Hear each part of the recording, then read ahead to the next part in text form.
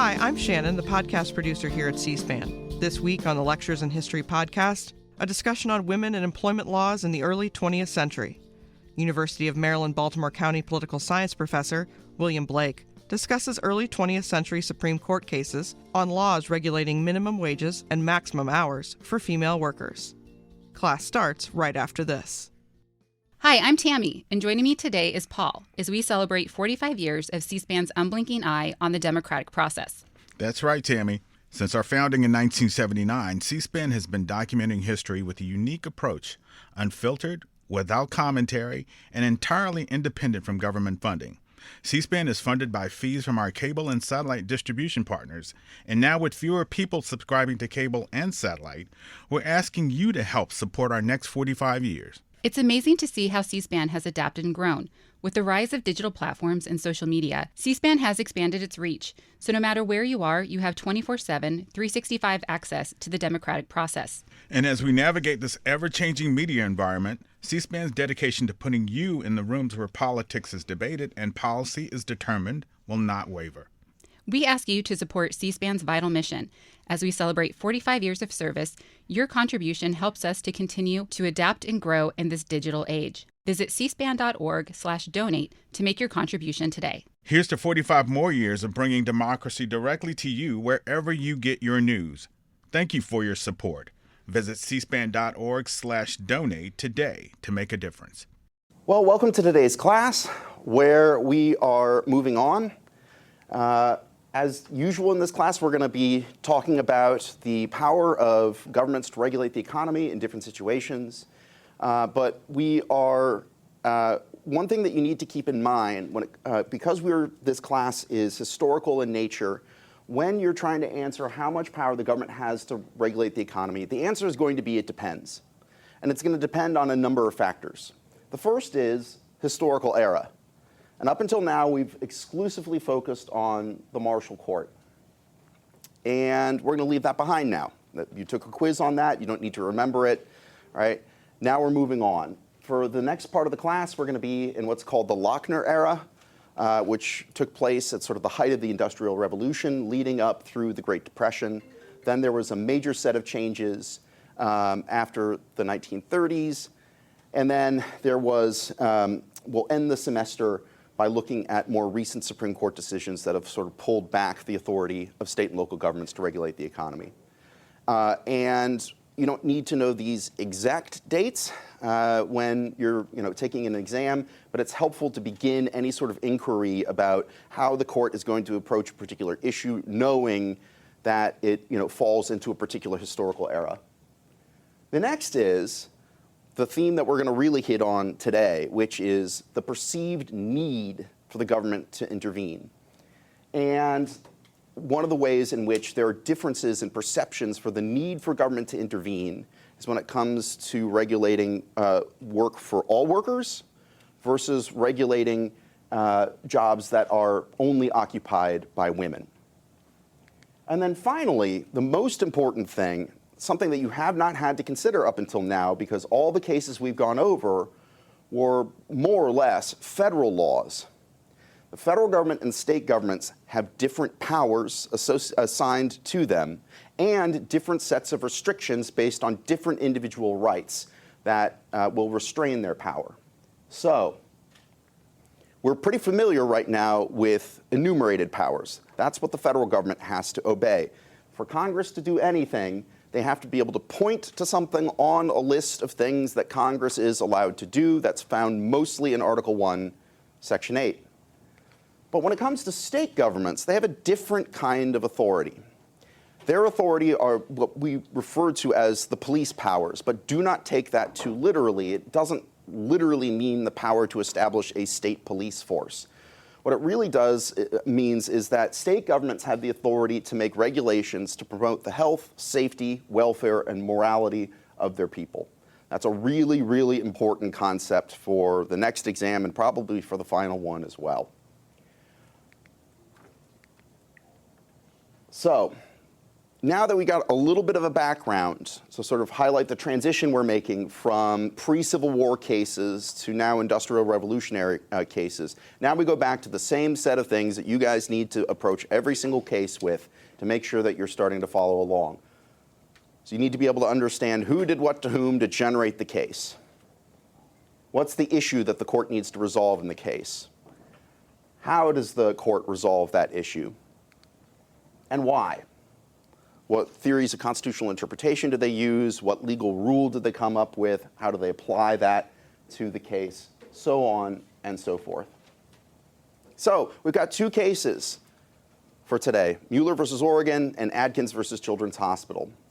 They are both decided around the same time, and they share an important commonality in that these are economic regulations directed solely at female employees.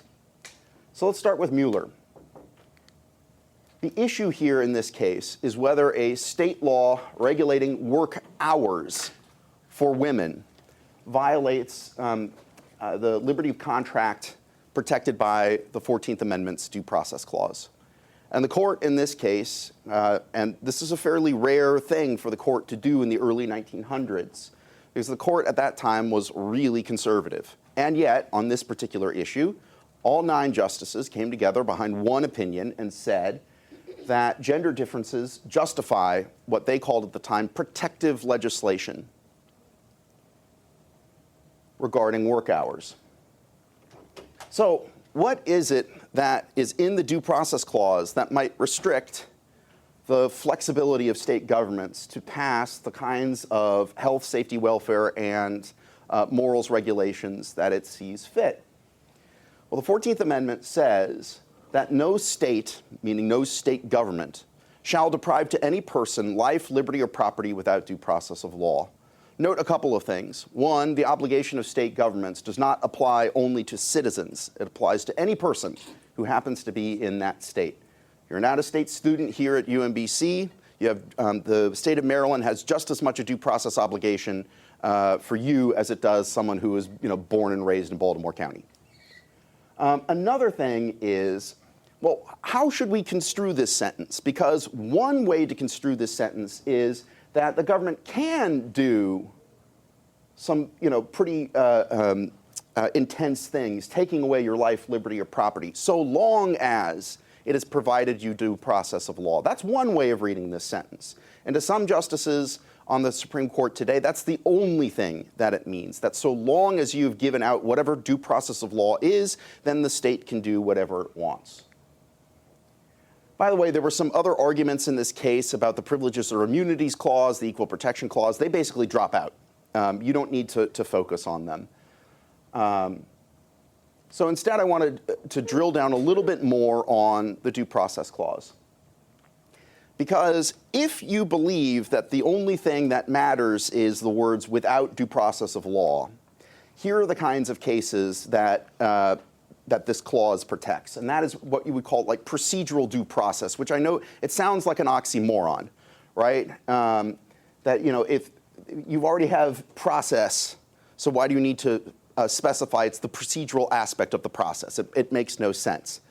But the reason lawyers use that term is to highlight that there are certain obligations that government has to its people before it can take away life, liberty, or property. So for one example, the federal government has a due process obligation that before it issues a new regulation, or before that new regulation can take effect, there has to be an opportunity for members of the public to weigh in and provide comment as to how that proposed regulation will impact their lives, their businesses, their whatever. And if the government skips that 30-day comment period, the regulation itself can be struck down because you didn't follow the proper steps that you needed to provide that sort of advance notice and warning before you started taking away people's liberty or property, right? But we're not studying those kinds of cases in this class. Maybe in a crim law class at UMBC, or certainly in law school, you'd study procedural due process cases, but not in an undergrad con law class. So instead, we're focusing on other due process-oriented cases, which we refer to as substantive due process.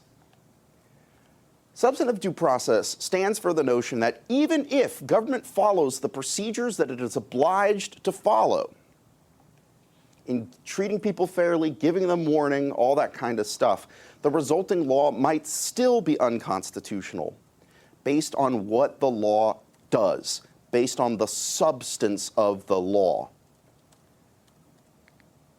And the reason is you can trace the notion of due process all the way back to Magna Carta, 800 years ago. And due process wasn't just about, a fair set of procedures. It really meant, in the Old English, in violation of the law of the land, or being consistent with the law of the land. And the law of the land included certain rights that, at the time, Englishmen enjoyed, and we're nothing but transplanted Englishmen when it comes to the inheritance of our legal system. And so even if the king or parliament, did things in a fair way, if the resulting action itself was unnecessarily depriving someone of their rights, it could still be a problem. The substance of the law can be unconstitutional, even if the way the law was enacted and announced to the public was using the standard fair procedures. So the kind of substantive due process right that we're going to focus on for the next few weeks is what's called liberty of contract. And liberty of contract is premised on the notion that adults are capable of making their own economic decisions without any kind of government interference. And what do we mean here by government interference? We mean the government can't specify a wage. The government can't regulate the safety of your workplace. The government can't specify how many hours you're allowed to work. Why? Because if you're concerned about your wage, you should negotiate it. If you're concerned about working too many hours, you should negotiate it. Any worker has the ability to try to negotiate with a business owner to resolve these sorts of concerns without the government mandating it on behalf of the workers. And so it creates this obligation on the government to stay neutral when you have economic disputes between owners and laborers and that sort of thing. Now, the notion that the government should stay neutral might make sense in an economy where the vast majority of businesses are relatively small businesses, where what you contribute to a company as a worker is valuable enough that the owner of your business really does need you, right? The problem is we're developing this right of liberty of contract at a time when workers are becoming increasingly fungible. Why? It's the Industrial Revolution. And so on the one hand, work has been automated by the development of technology, right? So the kinds of people working in factories are not the same kind of skilled craftsmen from the ye old days where there's no shortcut to getting a good blacksmith, right? If you're going to have good horseshoes, you need to have someone who knows the really difficult, fine skills that come with crafting a horseshoe. It's not really true anymore. If you get a little bit of training and then get put to work in a textile mill, you can make the machines run. So the workers become fungible. If someone quits, someone else can be put on that machine soon thereafter, after a little bit of training, and they can take up that job. The other problem with the Industrial Revolution is there are still some small businesses, but you're seeing the rise for the first time of really large corporations. And let's face it, it's one thing if you know your boss personally, right, and can go in and try and negotiate for a better wage and fairer hours and that sort of thing. But if your boss is Andrew Carnegie, he's not going to remember your name, nor will he care, right? And so what does it mean to force the government to stay neutral in disputes between two sets of groups over how to conduct a business when it seems like perhaps one side, ownership side, has a built-in set of advantages over workers?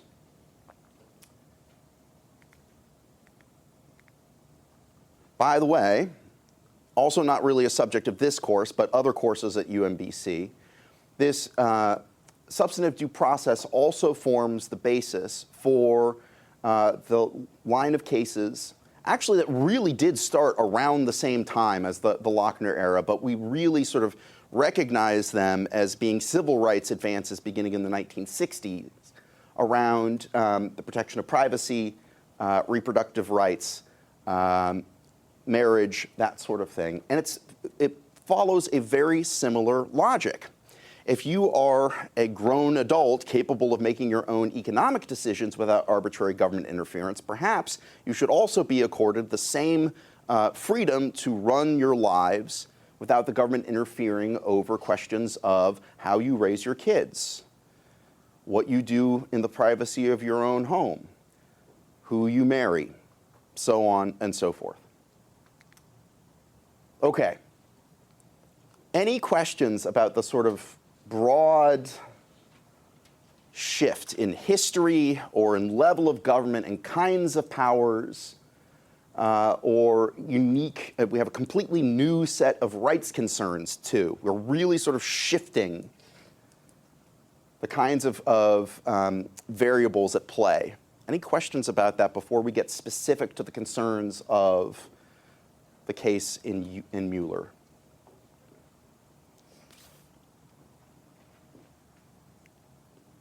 Okay, great. So what happened in this first case? Muller versus Oregon. Kurt Muller ran a laundry in Oregon in 1908. And laundries were a kind of business that had a sort of overwhelmingly female workforce. And so there was a woman that she employed, and you can tell how women were viewed by the legal system in the early 1900s. They wouldn't even refer to her by her full name. She was simply Mrs. E. Gotcher. And by referring to her as that, it obscures, well, one, that she has a first name, right, that is worthy of knowing. And second, it also obscures the fact that she was 16 years old and already married and already a union leader working in this laundry.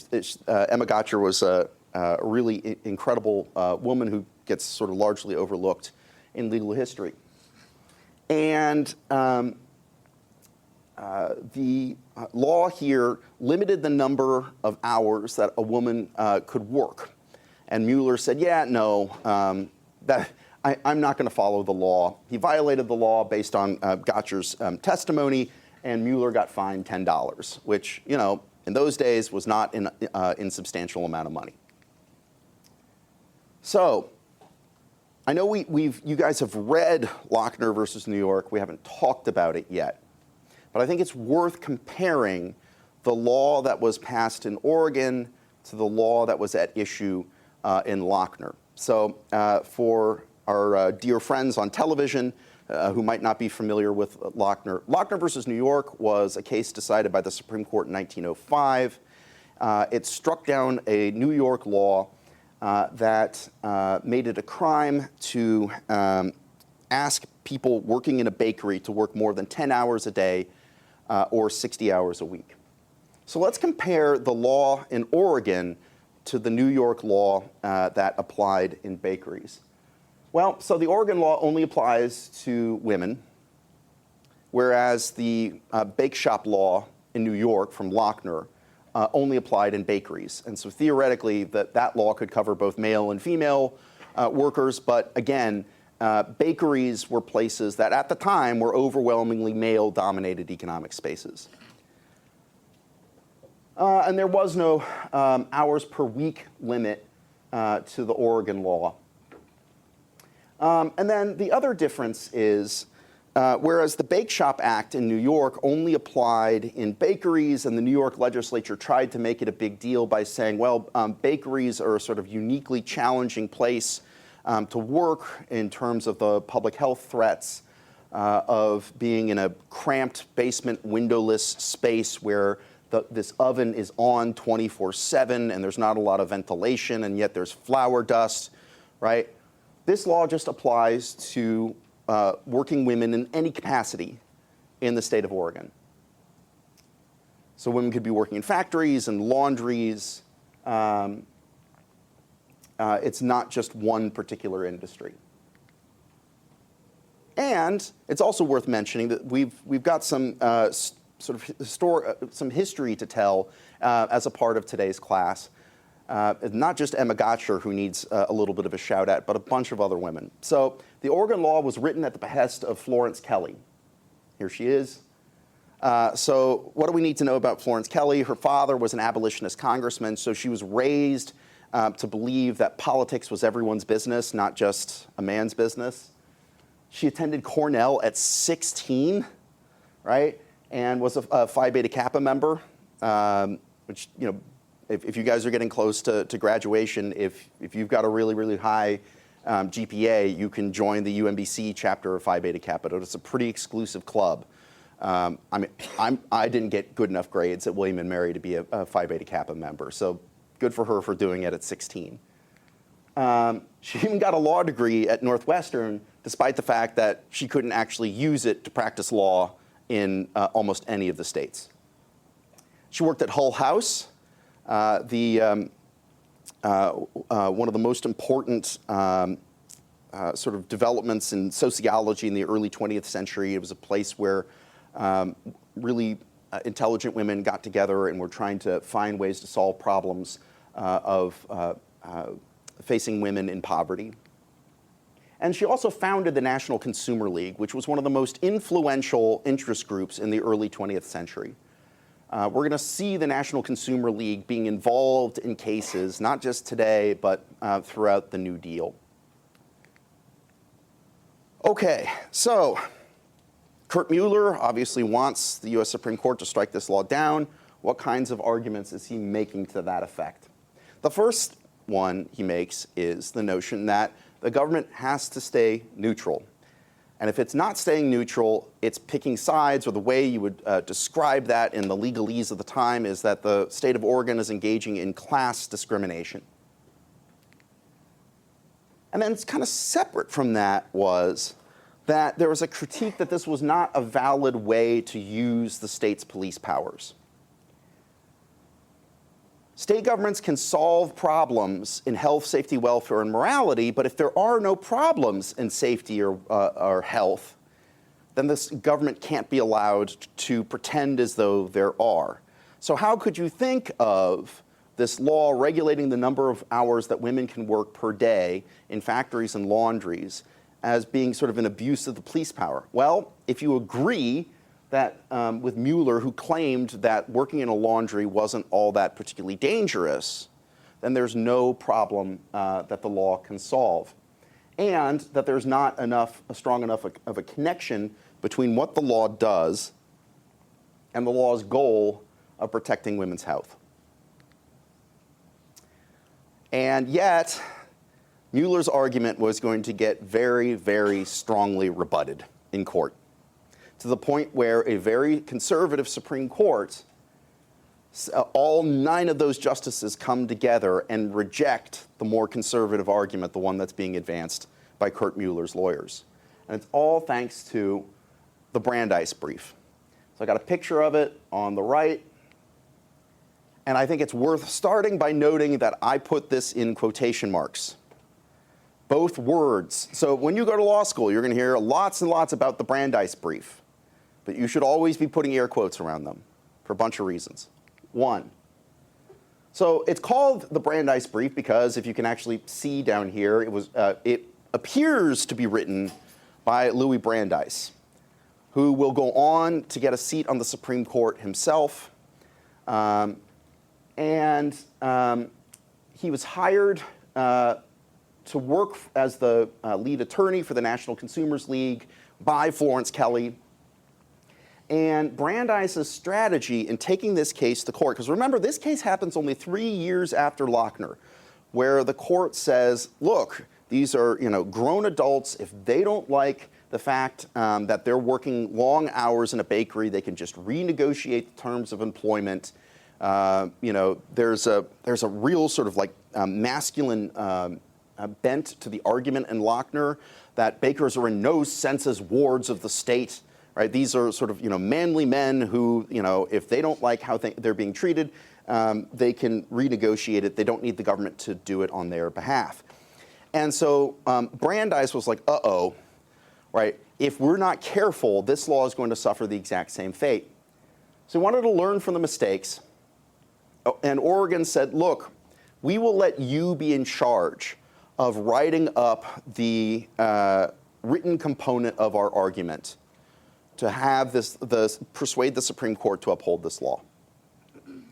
And except Brandeis didn't actually write almost anything of what's in that pamphlet. Louis Brandeis farmed this task out to his two sisters-in-law, Josephine and Pauline Goldmark.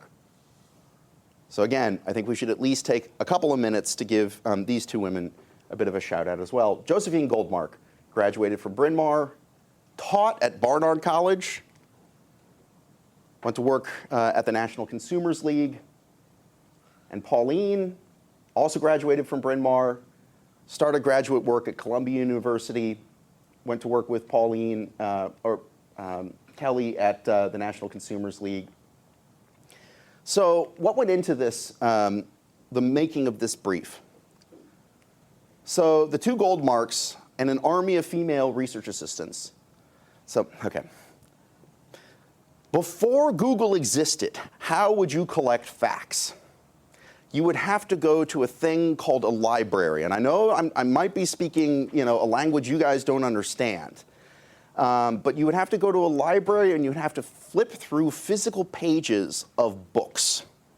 You couldn't just download a PDF, right? And so if you were going to try to argue that women do need protection by the state government so that employers don't force them to work too many hours, you need to accumulate some facts about the sort of unique challenges that women encounter in the workplace. And so they went to the New York Public Library for a month and just read everything they could get their hands on and started typing it up.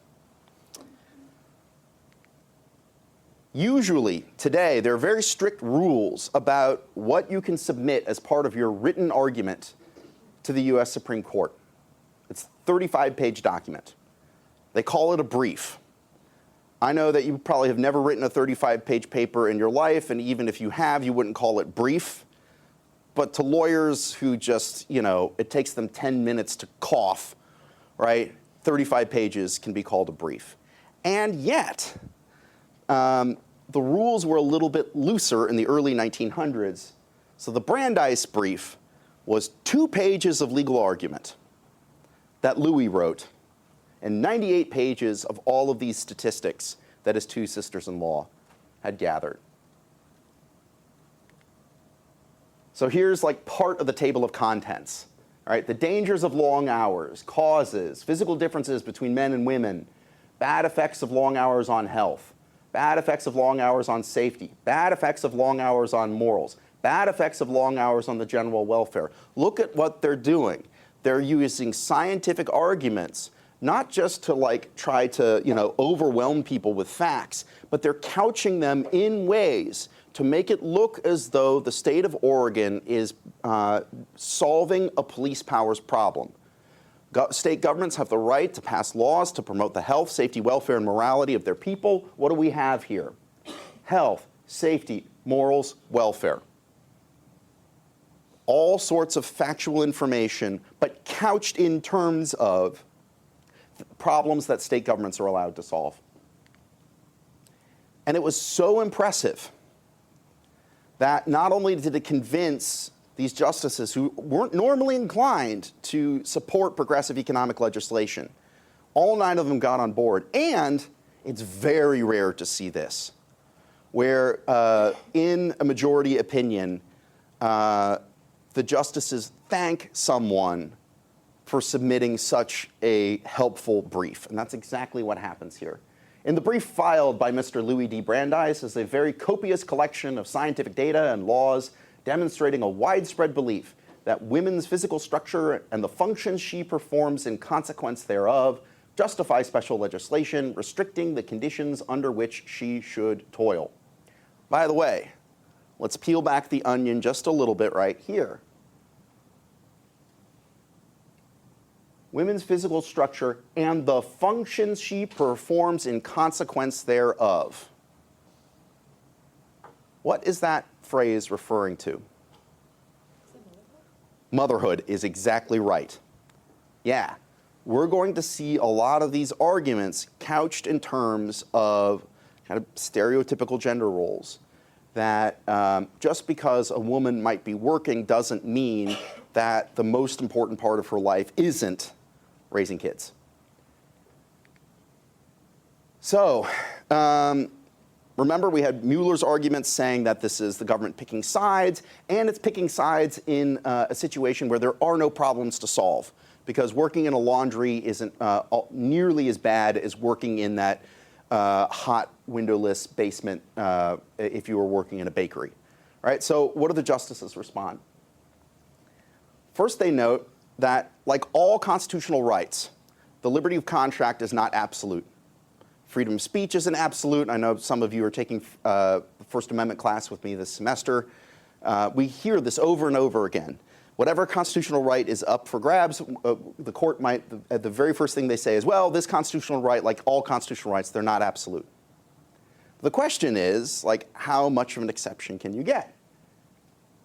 So they go on to say, a state may, without conflicting with the provisions of the 14th Amendment, restrict in many respects the individual's power of contract. So the real question in this case is this one of the justifiable exceptions?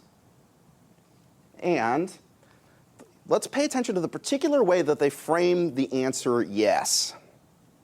They talk, the statistics that are put in these reports talk about how working in factories and in laundries puts a toll on women's health, and that women's health might wear down faster or to a greater degree than men's health, right? But that's not, the fact that men might be able to, quote unquote, tough it out longer at a demanding job isn't the reason why governments are allowed to intervene on behalf of women.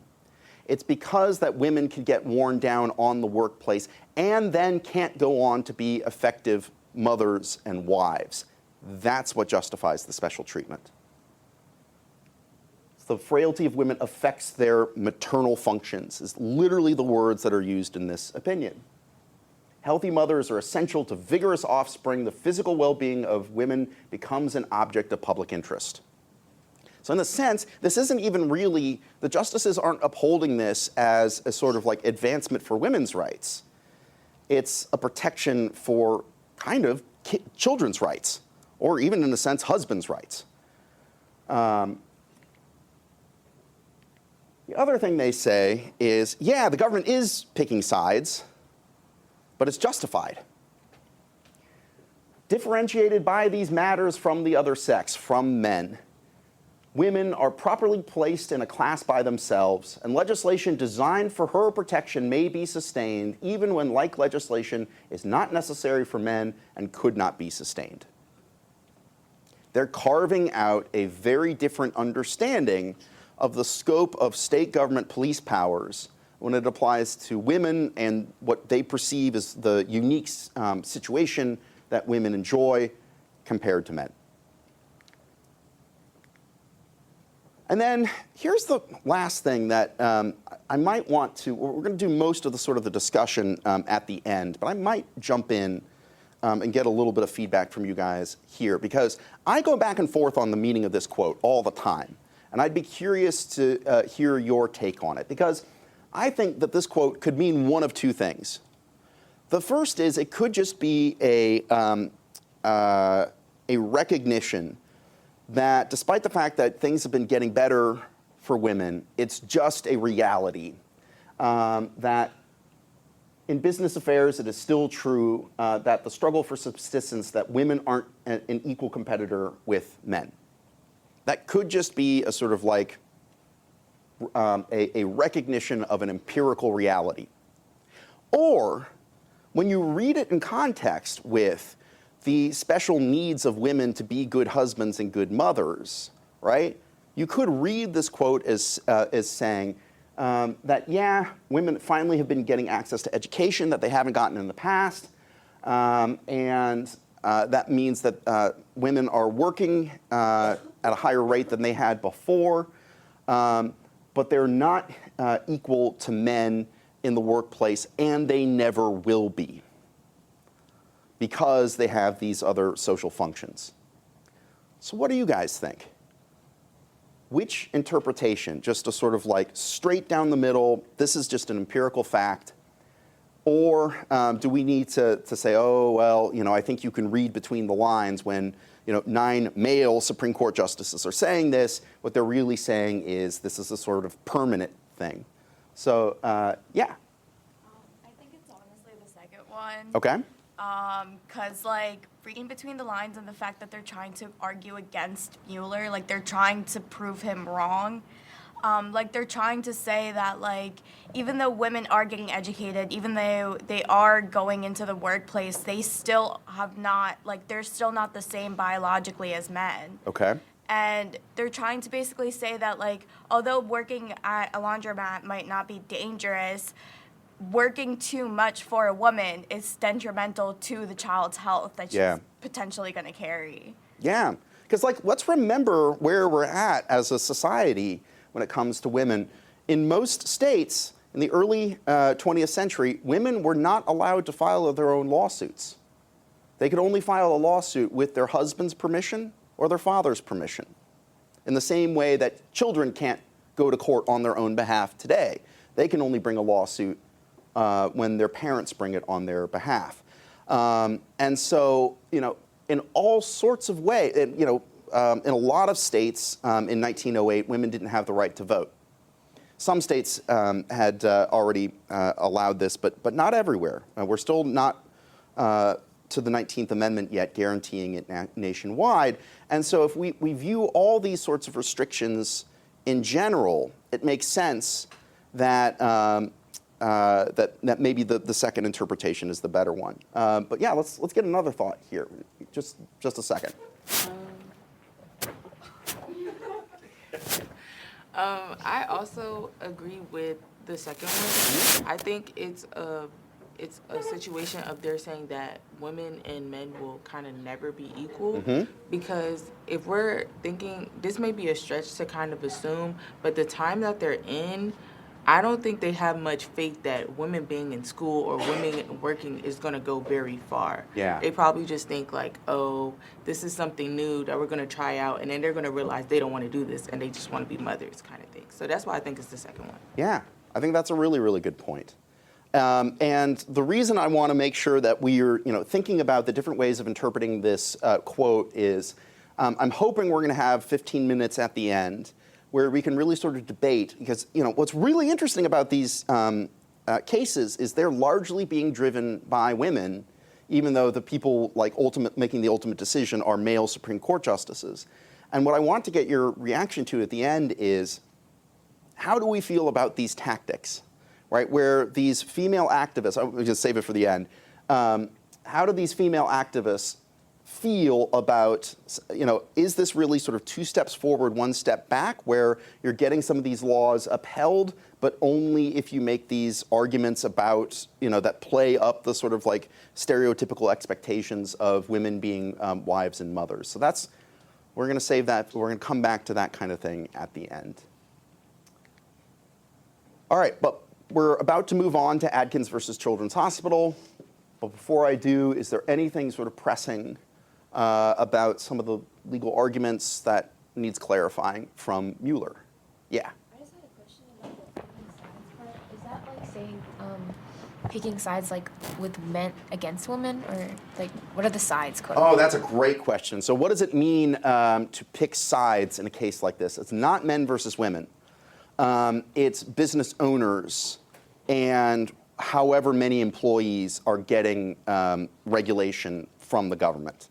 So sometimes it's owners being restricted by a law that applies to all employees, like in Lochner. Everyone who works in that bakery, male or female, is subject to government regulation, and so the 2 sides are workers and owners. Here it's the owners of the business, and they're only their female employees, right? So if they have men working in these laundries, they're not they're not affected by the law, and so they're not part of the class legislation.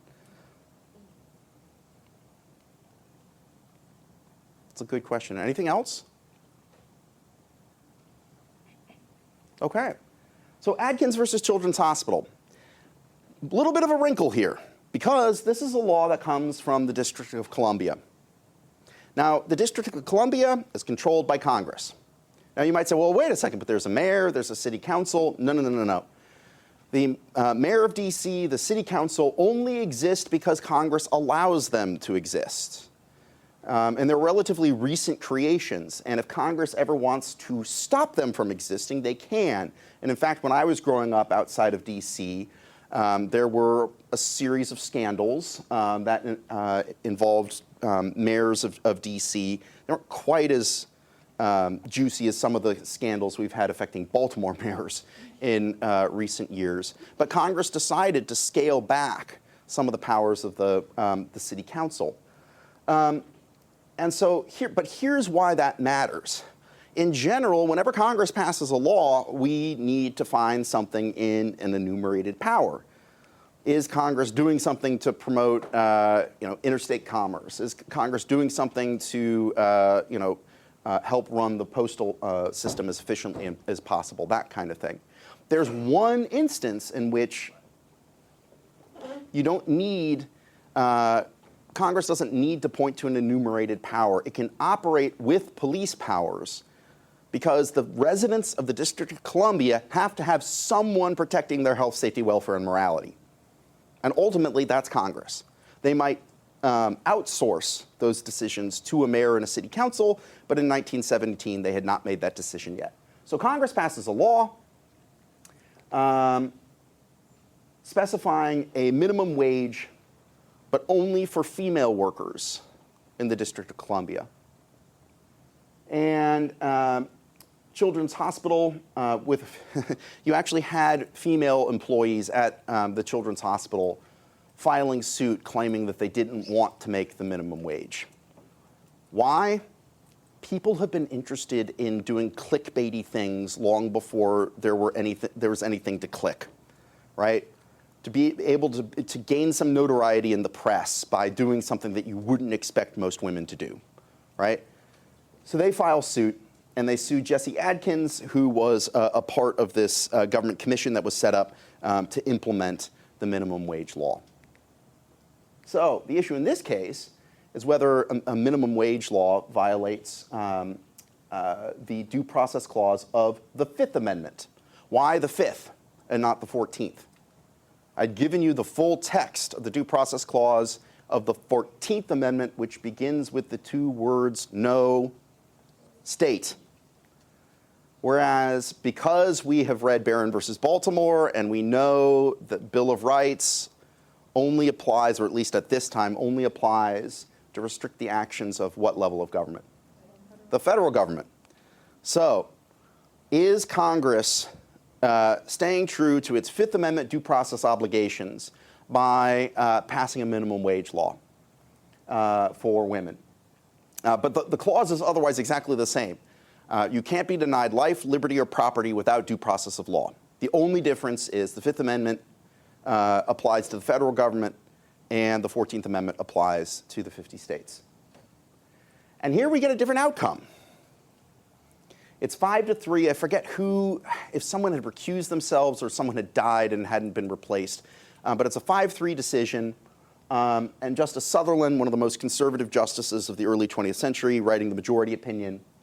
And his basic takeaway is that gender differences do not justify protective legislation when it comes to wages. Hours might be one thing. Wages are something quite different. So here's how he tries to split that difference. He says protective legislation is justified only if a group truly needs protection. And here's how he couches the argument. In view of the great, not to say revolutionary, changes that have taken place since Muller versus Oregon, in the contractual, political, and civil status of women, culminating in the 19th Amendment, giving women the right to vote, it is not unreasonable to say that these differences between men and women in the enjoyment of civil rights have now come almost, if not quite, to the vanishing point. We have the 19th Amendment. Congratulations. All gender discrimination problems have been resolved.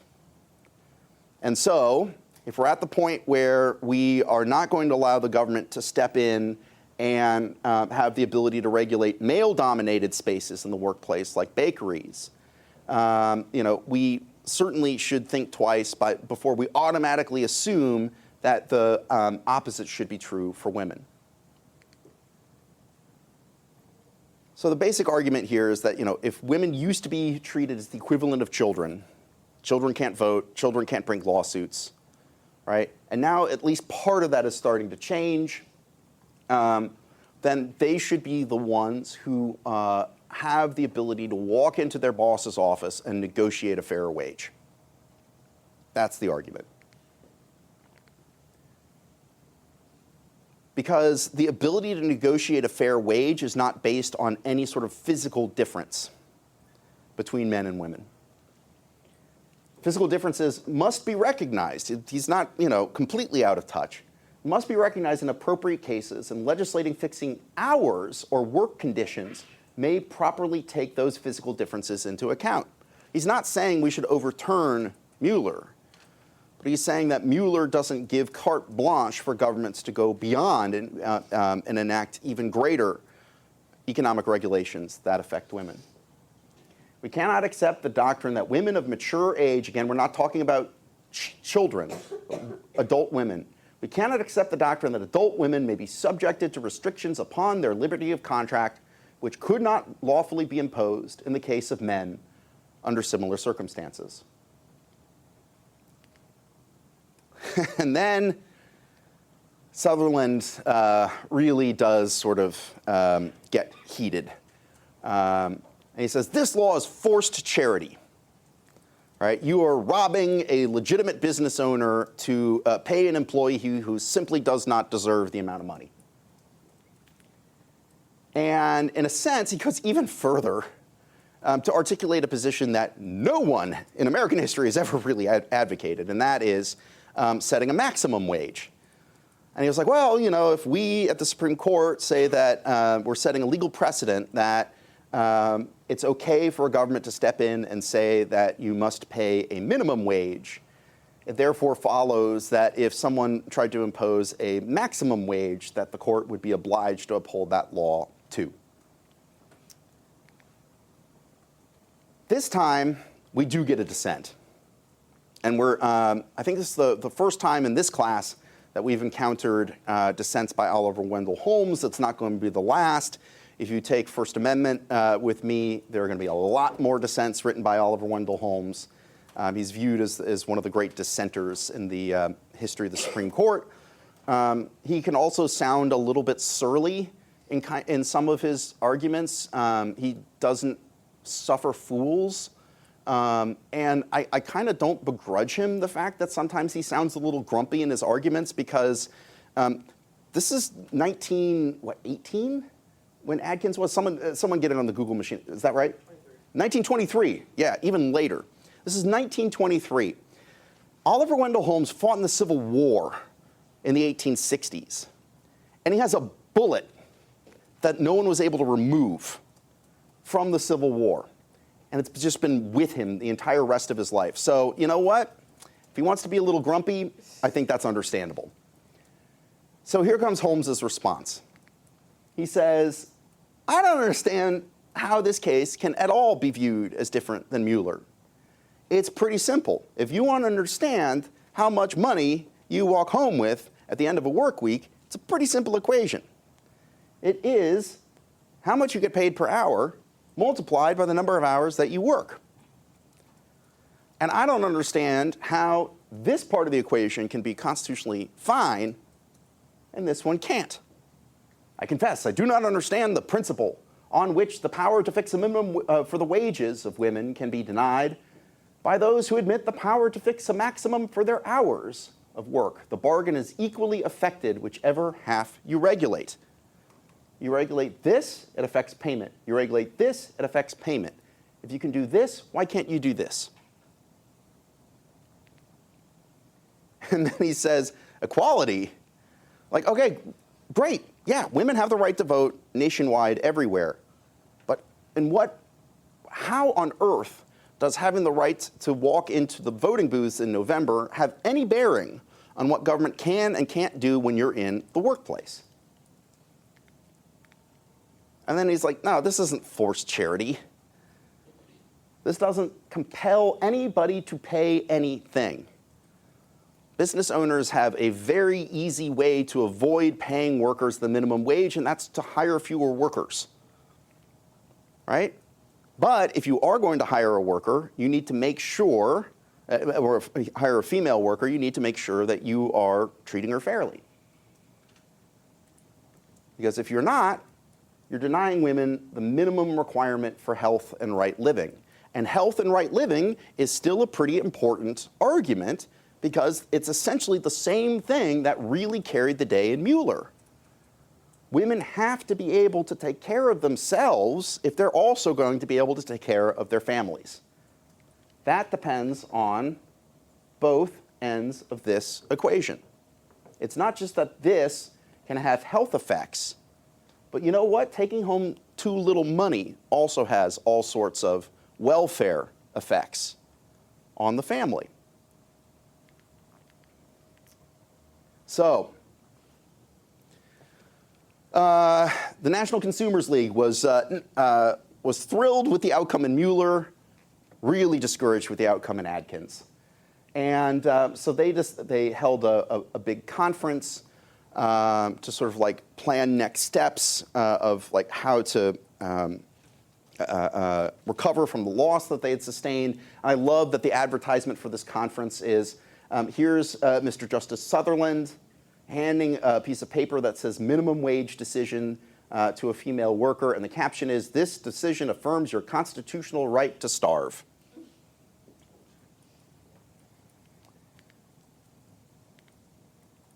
What else do we need to know in terms of the aftermath of these two cases? Well, let's circle back to the women who helped create them. One, Pauline Goldmark went on to serve as Secretary to the Department of Labor's Commission on Women in Industry in World War I. Remember, we are pretty familiar with Rosie the Riveter, and yet we forget about her older cousin that helped out in World War I. Right? The notion that women had to do men's jobs, that's not unique to World War II. That started in World War I, and Pauline Goldmark was part of the government's oversight on how those kinds of jobs would work. And then she went on to become an outstanding researcher at the Columbia University School of Social Work and its Bureau of Social Research. Are there any social work majors in here?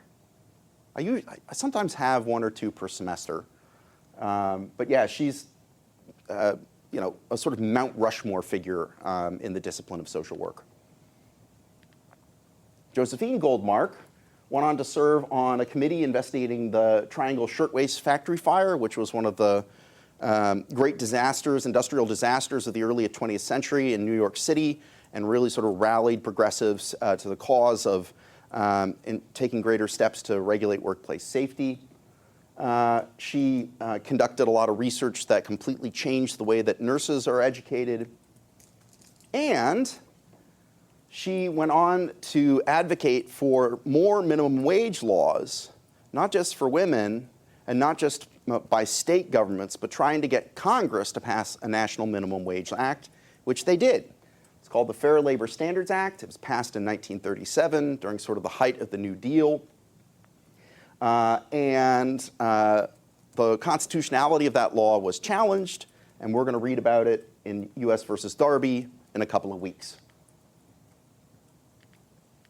And then finally, Florence Kelley wasn't just content helping to form the National Consumers League.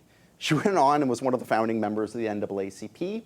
She pushed a ban for a federal ban on lynching, which was unsuccessful in the 1920s, but which did pass Congress recently. She was a key figure in the women's suffrage movement, and sort of, in a sense, was kind of ironically helped Justice Sutherland come up with a controversial argument as to rule the way he did in striking down that minimum wage law in Adkins. And she also lobbied Congress to pass the Shepard-Towner Act, which was the nation's first program to prevent maternal and child mortality by funding health clinics. And she also pushed for what was called the Keating-Owen Child Labor Act, which would have banned the interstate shipment of goods produced by child labor. And the constitutionality of that law was challenged in Hammer versus Dagenhart, which we will study next week. So yeah, these women played an important role over multiple decades of the early 20th century. Okay, so beyond if you want to sort of like organize your studying going forward, beyond the standard, okay, do I understand who did what to whom, what the facts were, what the issue was, that sort of thing. Here are some things to take a look at and might also make for some good discussion for the last 20 minutes of class. So one thing you should focus on is contrast how the court views women workers in Muller and Adkins against the male bakers in Lochner versus New York. And then I think it's really important, as strange as some of Justice Sutherland's arguments in Adkins might sound, you need to be able to tell me why, to him at least, and 4 other justices, wages are different than hours, or it's okay for the government to fix limits on the number of hours that women can work, but not wages. And then also, I think it's important for you to be able to tell me a little bit about the Brandeis brief, not so much about like if you don't remember all the names of the women, that's fine. But you know, I think you need to be able to talk to me on an exam about why this was an effective strategy, right? It really was. If you ever want to see a Supreme Court case where the lawyers tried to blind the justices by science, this is it, right? Okay. First, let me pause and see what questions there are about Adkins itself, or there are aspects of the decision that need clarifying. Yeah, let's start right here. So I know in Sutherland, he was arguing that like the woman of mature age, what is considered a woman of mature age during this time period, considering Emma was 16? Yeah, that's a great question. They meant adult, and I don't know if that means 18. That might be too modern of a conception to impose on that, but that's a very good question. But the point is, you know, non-children, right? That women are, at least in some respects, when it comes to the right to vote, being removed from the category of children that have absolutely zero rights to a category where they at least have some rights. They don't have equal rights yet because they can't be lawyers, they can't serve on juries, they can't bring lawsuits in their own name, that sort of thing. They can't, I mean, heck, you know, women were encountering problems setting up bank accounts in their own names through the 1970s because every time you would go in to get a loan, you probably were talking to a male loan officer who was like, is your husband okay with you setting up this account, right? So there was progress being made, but it was, you know, it was not all across the board. Okay, thank you. Other questions? I have a few. Okay. What was the minimum wage at the time? Like, what were they trying to fight for? And were men ever considered to have this minimum wage at the time, or was it strictly women? Yeah, so I don't remember what the exact wage was in Adkins. It's going to seem, if I had the figure, it would seem absurdly low, but that's only because, like, everything with inflation 80 years later seems, or 100 years later seems extreme. Like, you could buy a house for a few $100s, right? So, like, back down from that, what you would expect a minimum wage to be. And then in terms of wage laws that applied to workers of both genders, basically, state governments knew it wasn't even worth trying to do that based on what the court had said pretty consistently, not just in Lochner, but some other cases. So progressives in the early 20th century really tried to pivot to like find the few things that they could convince this court to do, and so that part of that was to pivot towards women.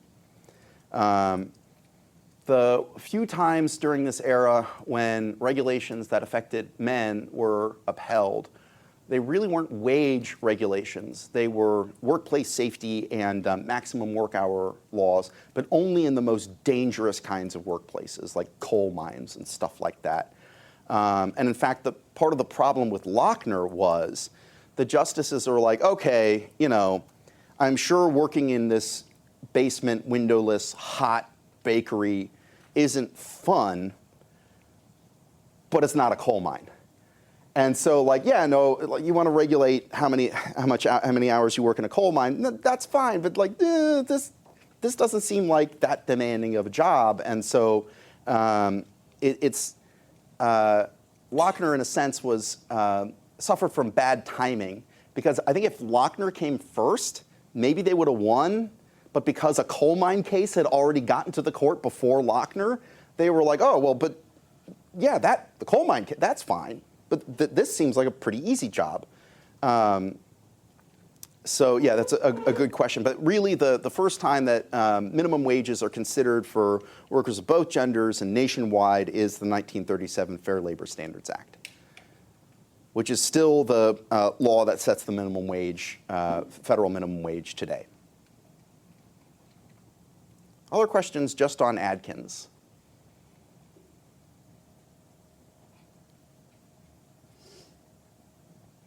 Okay. Well, then let's start up a little discussion. Let's start with this.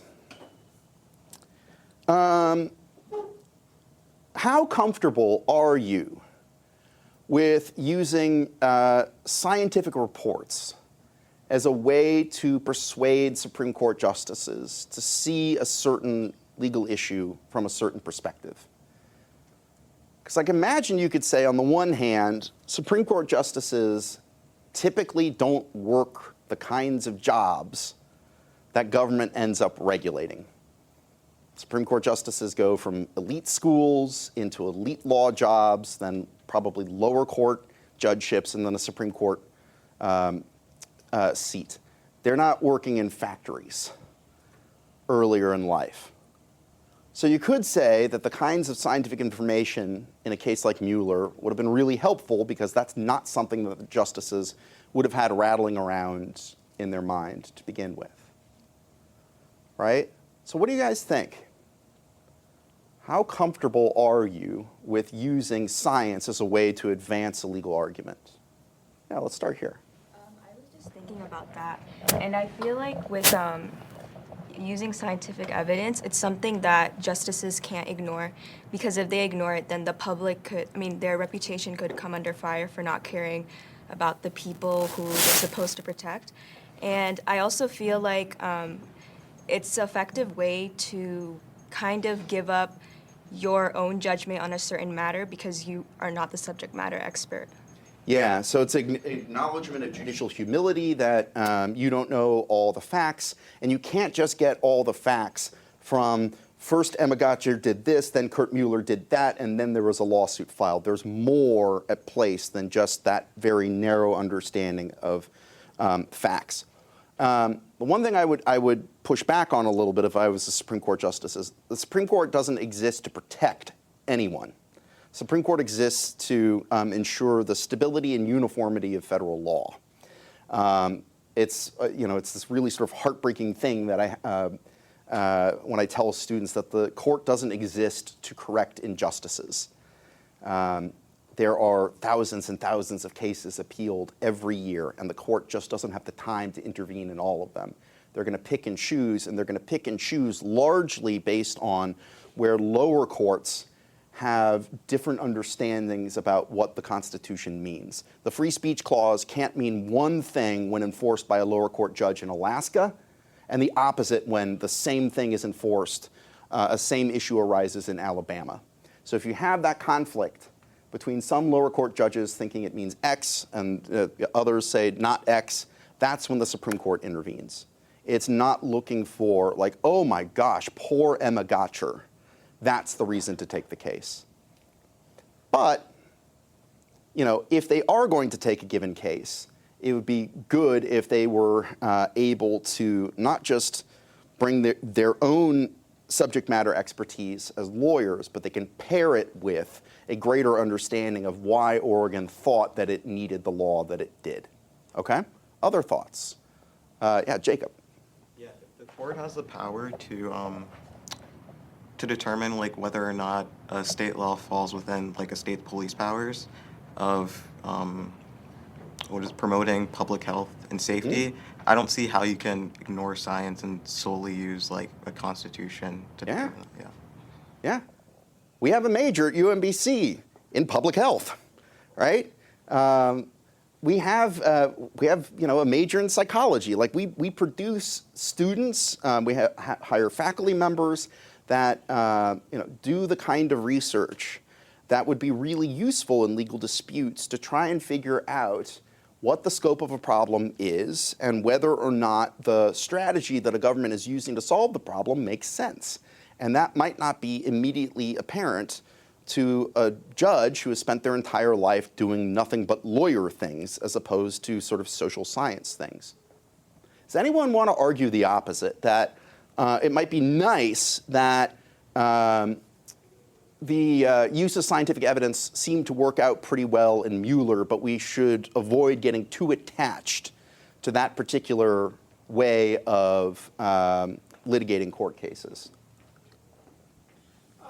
So what I was going to say earlier kind of like brought this point up a lot was the connection that I found interesting about Florence Kelly when we were discussing Muller was that she was a daughter of an abolitionist. And at first when I'm reading this case, of course, like when like Reed versus Reed or other famous court cases with white women, it's white women. So I'm a little concerned on what kind of women we're trying to protect when we're arguing for that kind of side and that misogynistic connotation.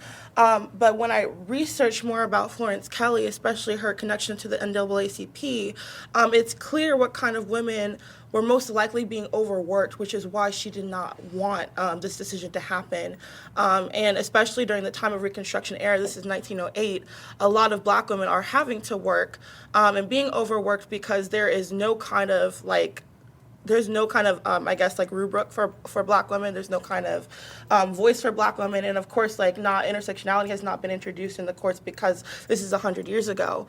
And so I definitely agree with this law. And when it comes to science, obviously the science that they're talking about is not black women included. I mean, there's historical context all the time when bringing up sciences of like what kind of women's bodies they're describing or they're depicting in the court. It's never a black woman's body. And the fact that the objectification of black women is just so taboo that it's not even spoken about. It's very clear in this case. And so all that I could think was I tried to like research like what kind of women were working at these laundromats or the population around that part of Oregon. And I couldn't really find anything except for what Florence Kelly was saying. So I'm guessing it had a lot to do with women of color, which is why another reason why maybe the justices wanted to rule in that way. And talk more about like the matriarchal sense instead of like what's actually going on, and like the sciences that are in the case I think is just not holistic.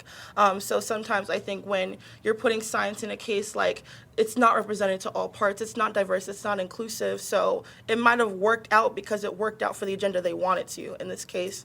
And I don't necessarily agree that it's fine to do that in every single case, especially concerning the 14th Amendment. Yeah, that you raise any number of good points, some of which I think I'm going to need to bookmark, and I want you to re-raise them when we get to the New Deal, because there was a lot of tension between feminist groups and civil rights groups from the Civil War and Reconstruction through the beginning of the 20th century.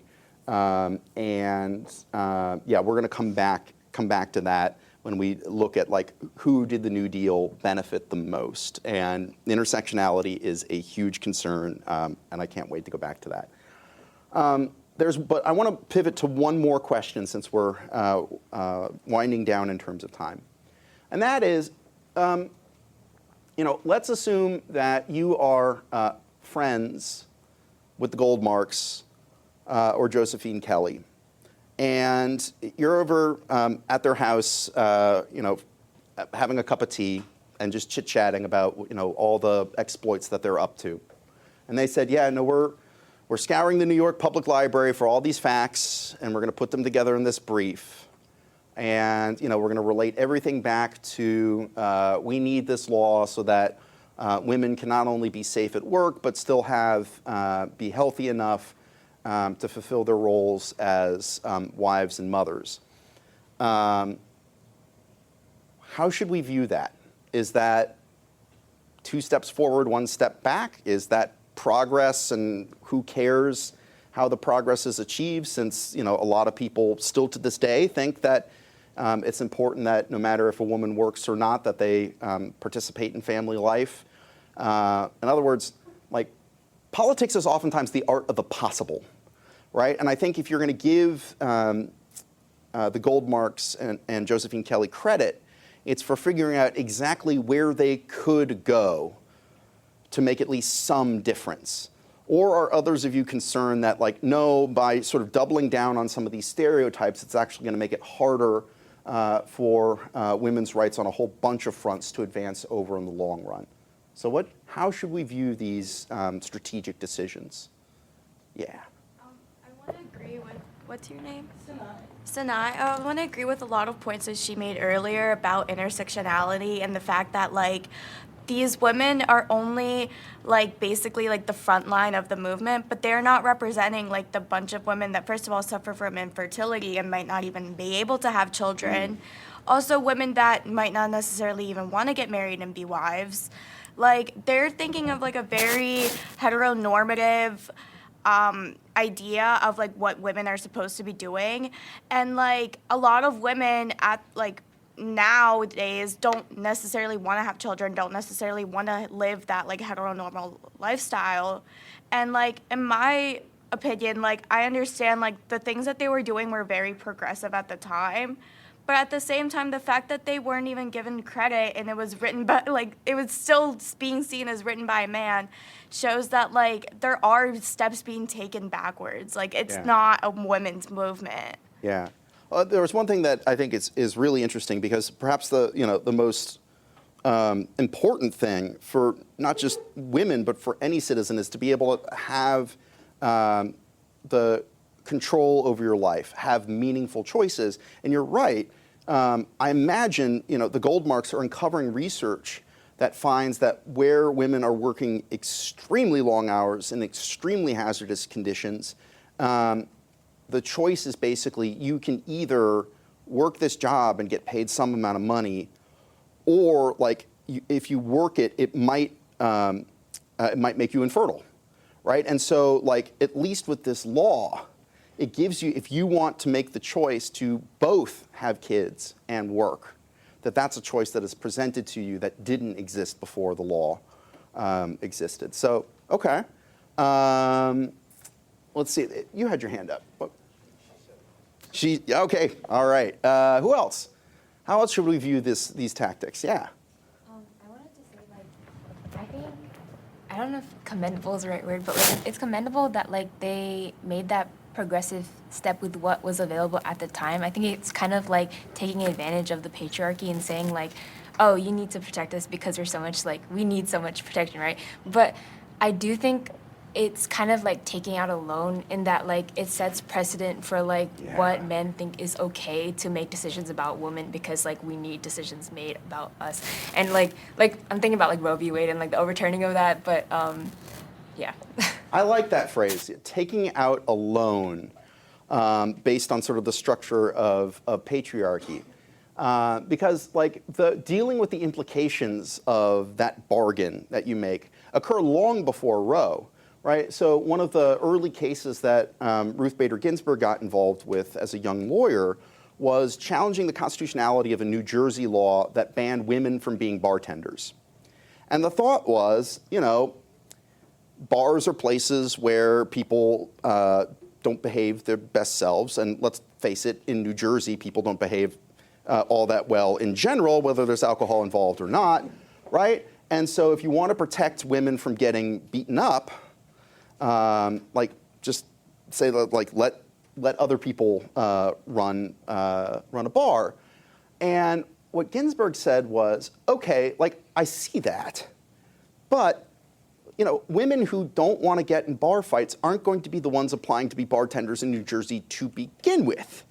The people women who are going to want that job are the ones who think that they can stand up to, the big jabronis and their, idiocy and when they get a little drunk.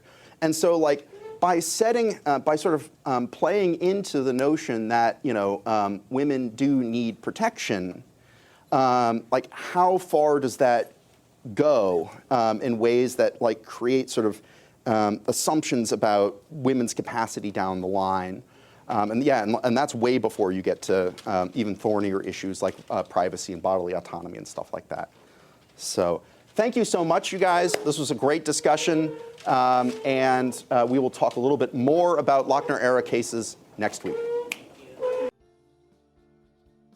Thanks for listening to this week's Lectures in History podcast. To find even more history content, visit c-span.org/AHTV.